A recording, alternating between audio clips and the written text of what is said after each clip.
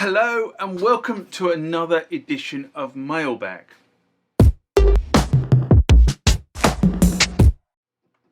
What is Mailbag? Well, Mailbag is a feature of the channel where you guys leave lots of comments on the channel and I attempt to answer those comments, or if I can't answer those comments, I throw it out to you guys who have more knowledge on some of this stuff than I do.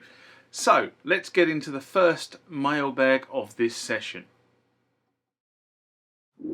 Remember, like, comment, subscribe to the channel. Go over to Instagram and follow me there. Go over to Facebook, follow me there. That's where the normal notices are.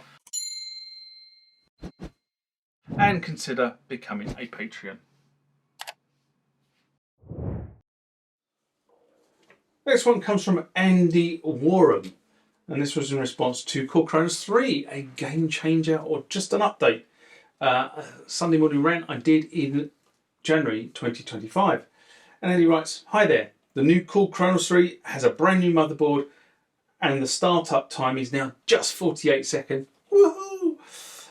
Plus it has 128 gig SSD, improved screen, hundreds of new programs and combis. You're right when you said you can get a brand new Korg Nautilus non-AT for £1,800, and if you want the grey version AT it costs $1,999 in the UK. A bargain either way because it has the same 9 engines, plus you can download the entire sound set of the M1 and the full-blown wave station, 60 gig SSD, 7-inch screen, solidly built, still the best value for money workstation on the market."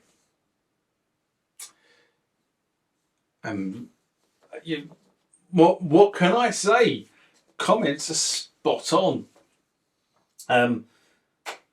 Correct on the size of the hard drive. Where I was, and I made a statement saying it was 62 gig, and I've previously corrected that by saying that was actually what was in the original literature that Korg released. So they made a faux pas in their literature, not me making a faux pas on my video, but it caused me to make a faux pas on my video, if that makes any sense.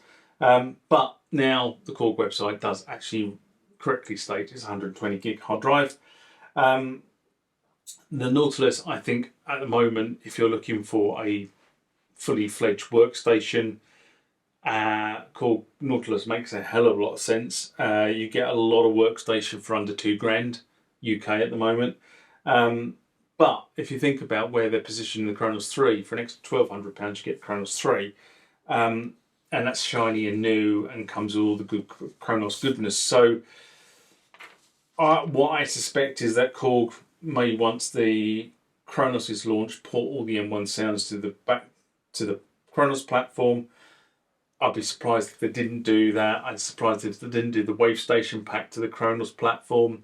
I'm not sure it is on the Kronos platform at the moment. I haven't looked at the Korg website in a while. So, you know, the argument for the Nautilus kind of goes, but oh God, which platform is it that goes soon? The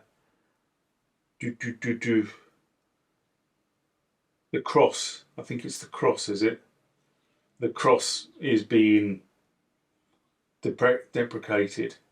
I can't remember. There's one of the 3 keyboard platforms is being deprecated or has been deprecated. The one that's now below the Kronos moves down one, and Nautilus fills that mid position, is I think how they position it from a marketing point of view. Could be wrong, but that's how I think it's working. Next question comes from Moog, and this was in response to Roland D-70 Part 3, which was removal of the keyboard, a video that was published in November 2024. And Moog writes, "The ribbon cables are fragile and prone to break with very little movement. I had to mend mine with an electric conductive paint pen."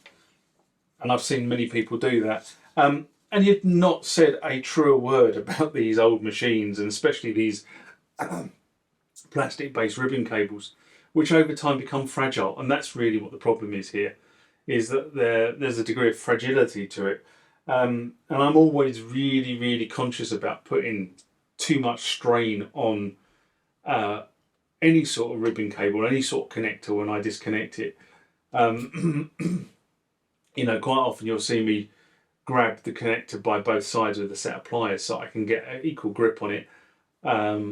just so I can remove it with equal force rather than trying to put force on one side and force on the other and bending the pins or something stupid, or even worse than that, actually in the case of these plastic ribbon connectors, tearing the ribbon.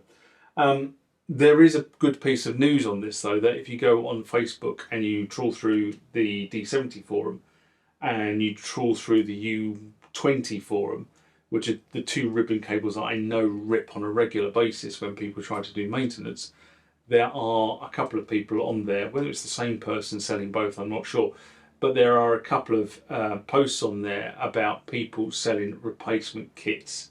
They're not cheap. Now, I think they were about £100 a pop, but if you want to get your keyboard back into use, that may be a useful resource for you.